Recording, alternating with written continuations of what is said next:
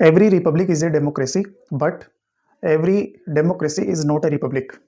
नमस्कार दोस्तों, स्वागत है आपका लोकतंत्र लेंस में। आज हम बहुत आसान भाषा में समझेंगे कि बेसिकली लोकतंत्र एवं गणतंत्र दोनों के अंदर बेसिक डिफरेंसेस क्या है।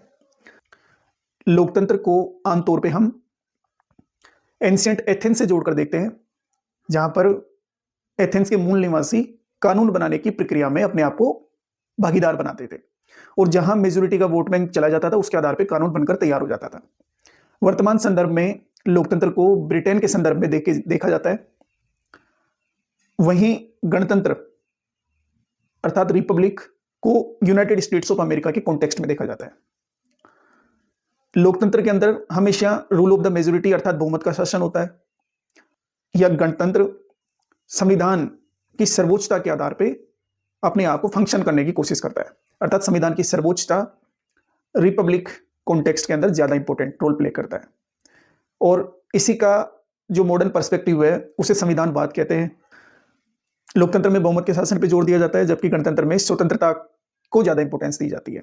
जो होता है लोकतंत्र के अंदर जो राष्ट्राध्यक्ष होता है वो वंशानुगत भी हो सकता है, निर्वाचित भी हो सकता है, जबकि गणतंत्र के अंदर जो राष्ट्राध्यक्ष होता है बेसिकली वो प्रत्यक्ष रूप से निर्वाचित होता है और सारी पावर्स को होल्ड करता है। All the powers have centralised with in the head of the nation in the Republic context.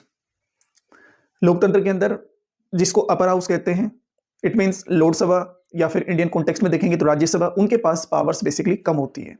जबकि अमेरिका के कॉन्टेक्स्ट में आप देखोगे तो upper house it means senate के पास अत्यधिक पावर्स का सेंट्रलाइजेशन है, वो कुछ भी कर सकती है।